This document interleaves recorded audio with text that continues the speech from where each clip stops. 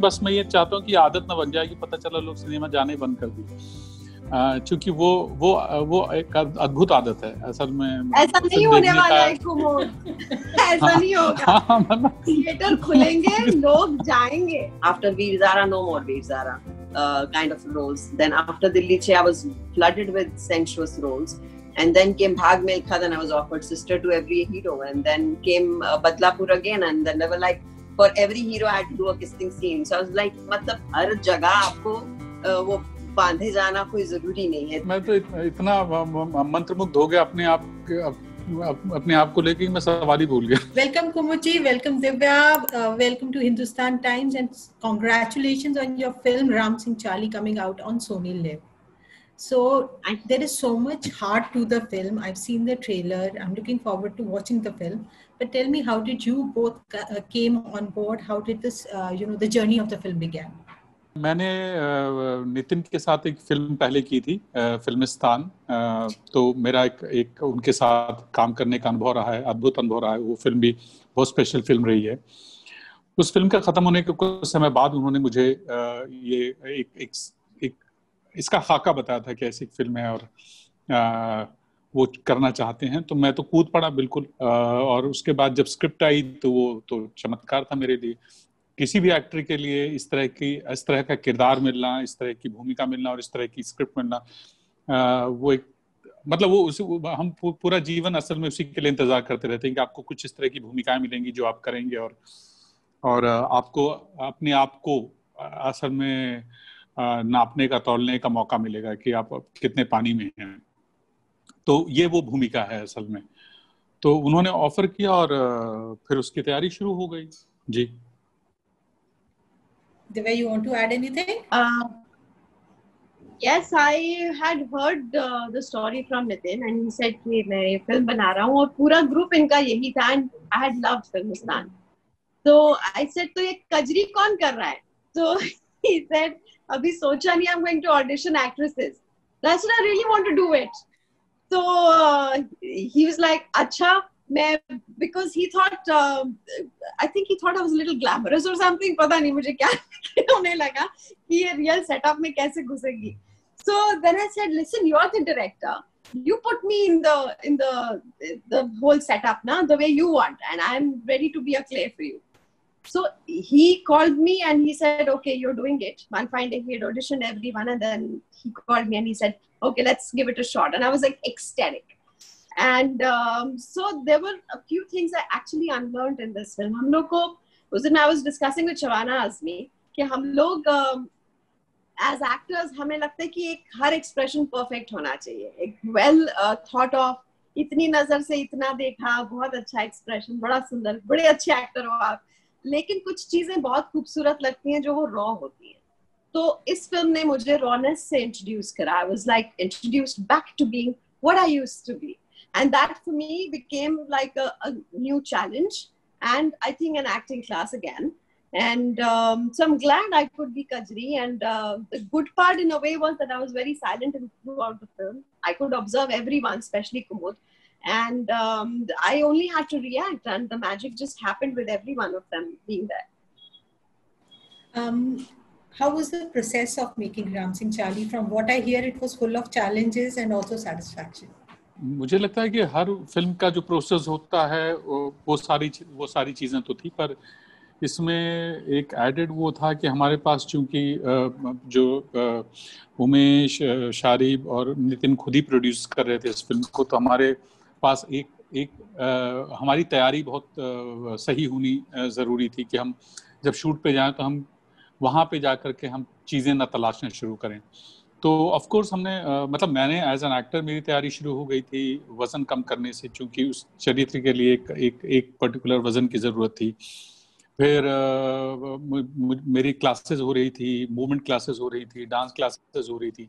हालांकि नाचना नहीं था, मुझे किरदार करना था, लेकिन उस किरदार को तक पहुंचने के लिए मुझे वो सारी चीज़ें करनी थी। हमने वर्कशॉप्स की हैं उनके ऑफिस में, आपस में बैठकर हमने सीन्स पढ़े हैं और उस पर लगातार डिस्कशन हुआ है और उस पर इम्प्रोवाइजेशन किया है कि हम सारी संभावनाएं जो हम वहाँ जाके तलाशेंगे हम यहीं तलाश के कोशिश करते हैं कि हम पहुंच जाएं, एक निष्कर्ष पे पहुंच जाएं कि फाइनली हमको ये शूट करना है। और कुछ चैलेंजेस छोटी फिल्म बनाने के साथ भी आते हैं जो कि बिग बजट फिल्म में परहैप्स नहीं होते, तो वैसा भी कुछ था?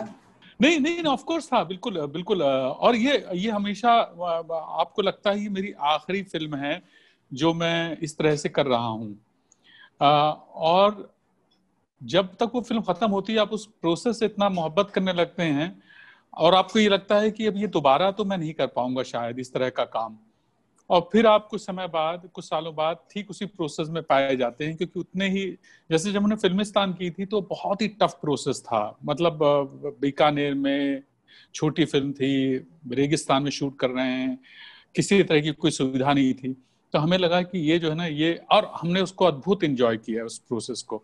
लेकिन हमने ये सोच लिया था कि अब इस प्रोसेस में शायद काम नहीं करेंगे। जब हम राम सिंह कर रहे थे तो हम लगभग उसी प्रोसेस में आ चुके थे, और फिर हम उस जादू से गुजरे, और वो मजेदार प्रोसेस था। तो और ये जब इस तरह की फिल्म बनती है, जब आप फिल्म देखेंगे तो आपको एहसास होगा इस तरह की फिल्म संभवतः ऐसे ही बन भी पाती हैं। और ये सिर्फ हमारे मैं यहाँ की बात नहीं कर रहा हूँ, ये कई बार अगर आप बाहर के सिनेमा पे भी चर्चा करते हैं तो बहुत सारा अद्भुत काम इसी प्रोसेस के तहत हुआ। तो मतलब मैं ये नहीं कह रहा हूँ कि प्रोसेस ही होनी चाहिए, पर ये एक चमत्कार है जो होता है, और अक्सर नहीं होता, कभी कभी होता है, लेकिन वो आपको बहुत कुछ दे के जाता है। आप दोनों को इकट्ठे, आप लोग पहले भी काम कर चुके हैं, बट प्लेइंग प्रिंसिपल कैरेक्टर्स, कैसा रहा एक्सपीरियंस टुगेदर? ये तो दिव्या जी बताएंगे।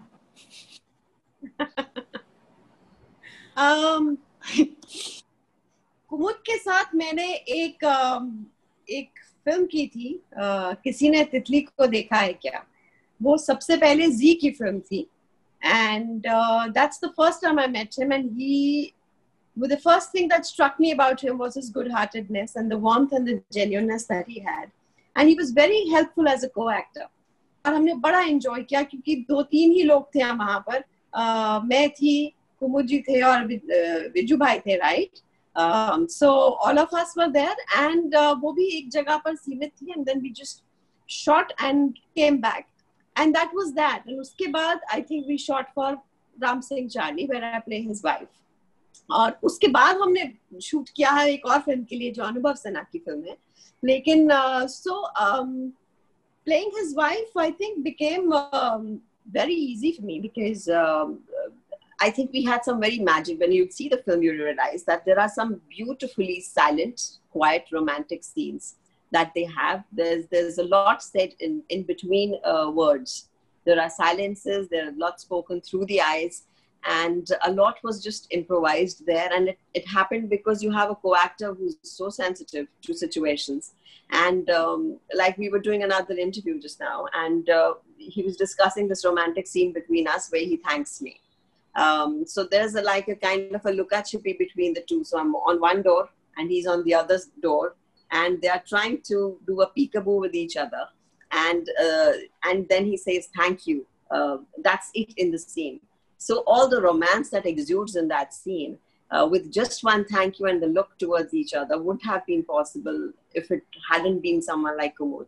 Because कई बार आपको कुछ करना ही नहीं होता है. अगर मुझे कोई कहे कि आपने कजरी की क्या तैयारी की, मैंने सिर्फ अपने co-actors को देखा है और react किया और कुछ नहीं किया. So the magic is on them, I think. And since all my scenes mostly are with Kumud, I think I'm very grateful because he's a highly sensitive human being and very sensitive actor. So that really helps. And I think it was fabulous being his wife because he's a very protective person. बहुत pamper करते हैं. मुझे बड़ा मजा आता है. मैं देखिए हमारी जो यात्रा होती है, एक्टर्स की जो यात्रा होती है, वो उसमें बहुत संवाद नहीं होते हैं, फेजेस होते हैं आपके जीवन के जो आप पर असर करते हैं. दिव्या जी ने, किसी ने तितली का जिक्र किया है जो हमने मुकुल अभ्यंकर के साथ वो किया था, और मैं भी नया था अभिनय के, मतलब इस क्षेत्र में तो बिल्कुल ही नया था, और मुझे नहीं पता कि मैं क्या कर रहा हूं. तो आप जब सामने वाले एक्टर को ट्रस्ट करते हैं, आप काम करते हैं, आपने एक दौर में काम, उसके बारे में अगर मैं बात करूंगा तो उसको मैं उसको एक रोमांटिक तरीके से बात कर पाऊंगा, रोमानियत से बात कर पाऊंगा, रोमानियत से बात कर पाऊंगा. उसके बाद जब हम राम सिंह करते हैं तो हम दोनों की एक यात्रा हो चुकी है इतने सालों में, जहां पे हमने एक, जिसको होते हैं, एक जीवन जी लिया है, और सडनली आप जो मिलते हैं स्पेस में, तो आपको बहुत कुछ कहने की जरूरत नहीं होती है, एक तरह का ठहराव आ चुका होता है, और वो असल में अद्भुत तरीके से काम करता है। अगर आप अपने को एक्टर को ट्रस्ट करते हैं, उस पर आपका विश्वास है, उसके काम पे आपका भरोसा है, और सबसे ज्यादा इंपॉर्टेंट है कि आप अगर उसकी आंखों में देखते हैं और आपको घबराहट नहीं होती है, आपको इनसिक्योरिटी नहीं होती है, तो वो उससे बड़ा जादू नहीं है। तो मुझे लगता है कि जब आप सिनेमा देखेंगे तो आपको पता चलेगा कि आप ये बात महसूस करेंगे कि चुप्पी कितनी पावरफुल हो सकती है, साइलेंस कितना पावरफुल हो सकता है। वो आप दिव्या जी की परफॉर्मेंस, अब मैं वैसे नहीं बात करना चाहता क्योंकि यहाँ लगेगा कि हम दोनों एक दूसरे की तारीफ ही किए जा रहे हैं, जो कि जरूरी है, जनता देखेगी तो वो तय करेगी। लेकिन हाँ, रेफरेंस के तौर पे बताना जरूरी है कि जब आप एक दूसरे के साथ काम कर रहे होते हैं एज एक्टर्स, तो एक ट्रस्ट कितना इंपॉर्टेंट होता है। आप एज एन एक्टर, जब मैं मुझे मुझे मैं जब काम कर रहा हूं, तो आप वैक्यूम में काम नहीं कर रहे होते हैं, आप अपनी परफॉर्मेंस नहीं कर रहे होते हैं, और जब भी एक एक्टर सिर्फ अपनी परफॉर्मेंस कर रहा होता तो सीन नहीं बनता है, वो दिक्कत होती। आप देते हैं और आप इमोशन लेते हैं। सो या मैं आपके सवाल का सही जवाब नहीं दे पाया हूं, क्योंकि मैं बहुत तारीफ से बचना चाह रहा हूं एक दूसरे की। लेकिन मैं कह रहा हूं कि आप वो जब फिल्म देखेंगी This is the magic of silence. जब आप फिल्म देखेंगी तो, और जब जनता फिल्म देखेगी तो जो मैं कह रहा हूँ उसका वो पता चलेगा कि कितना सही है। जी। Do you believe OTT platforms has made the process more democratic for film releases as well as artists, Ram Singh Charlie being a case in point? Yes, surely I think it is more democratic because when you go to theaters, you're given certain time for the bigger releases and so whatever. But I do feel all these years, I think we have kind of now distinctly differentiated between good cinema and bad cinema. Be it a smaller film or a bigger film is inconsequential.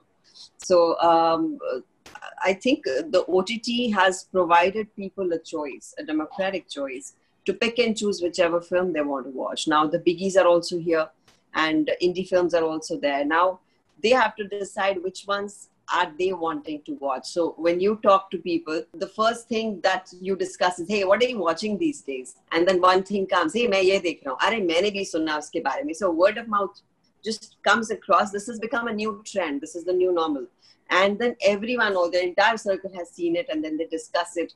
And so I think these kind of films, which are so beautiful in content, right now when the world hasn't really opened up, I think is the best choice to have it coming to their homes at their discretion, at their choice, and let them watch it and enjoy it and just appreciate good cinema, I guess. So I think, yes, it is democratic, and yes, I think it's an ideal release as of now in the new norms of the society. Do you think it will continue once theaters open? Because I've been speaking to a lot of people, and they are saying, yes, in this circumstances that pandemic has thrown at us, this is ideal, but things will go back to what they were once theaters open. What's your take on this? But why can't they coexist like they existed earlier? That's my question. No, I'm saying they will eventually coexist because both of them are very strong mediums. They have their own distinct niche audience, and people who go to the theaters any which ways to watch their cinema, go whistle, have their popcorn, sit in the big theater and want that experience, they will. But then, of course, those who don't will come and just rely on their OTT platforms, and I think they will coexist together. जब TV का दौर आया था तो सब कहते थे अब टीवी आ गया, फिल्मों को कौन देखेगा, अब OTT को कह रहे हैं. तो we always have this new muse, but I think these two mediums are here to stay. They will, both of them, I think, exist beautifully together. Kumud? बिल्कुल मतलब सिनेमा मतलब मेरा एक मोह है कि सिनेमा खुले, चूंकि इंडस्ट्री का सर्वाइवल बहुत कुछ उस पर निर्भर करता है। तो वो सिनेमा खुलना तो जरूरी है, लेकिन ये दोनों जो चीजें हैं वो दोनों मतलब इसके पहले भी एग्जिस्ट कर रही थी, अभी भी कर रही है। बस मैं ये चाहता हूँ कि आदत ना बन जाए कि पता चला लोग सिनेमा जाने बंद कर दिए, क्योंकि वो एक अद्भुत आदत है असल में। ऐसा नहीं होने वाला है कुमोद, ऐसा नहीं होगा। थिएटर खुलेंगे, लोग जाएंगे। बिल्कुल बिल्कुल बिल्कुल बिल्कुल बिल्कुल, और जाना ही चाहिए, बिल्कुल जाना चाहिए, क्योंकि इंडस्ट्री का बहुत बड़ा जो वो है वो सिनेमा घर है। You moved from glam roles with all the singing and dancing to, you transition to these author back performances, and it has been fantastic filmography. So how did this transition happen? Was it conscious? When I wanted to come into movies, of course, that glamour quotient always attracted me, and I wanted to be that stereotypical heroine. But back home, I had really won lots of awards as a best actor in college and represented the college in Japan and all that stuff. So I definitely had that actor in me कि मुझे कुछ करना है. So when I came in, I was like considered a glamour quotient with a few songs given in a multi-starrer film and then a few romantic scenes, and I was like, मैं इसलिए थोड़ी आई हूँ यार कि मुझे मतलब of course I love those dances and I love wearing those chiffon sarees, but I want to do something else as well. And fortunately for me, Train to Pakistan happened, and that kind of opened the doors for me to get into that kind of cinema as well. But I think what I have been lucky with is that I have kind of struck a balance between both the cinemas when it was. So simultaneously working with a Yash Chopra and a Rakesh Mehra, and then Rituparna Ghosh and a Shyam Benegal. It was a nice kind of a ride from one to the other, and simultaneously, to kuch shoot yahan aur kuch wahan. So there was no shifting as such, I would say. I mean, I have enjoyed both kinds of cinema, and fortunately, the directors have seen me doing as they do with Kumud as well. I think he's done a lot of commercial films, and he does these ones as well, which are like content driven.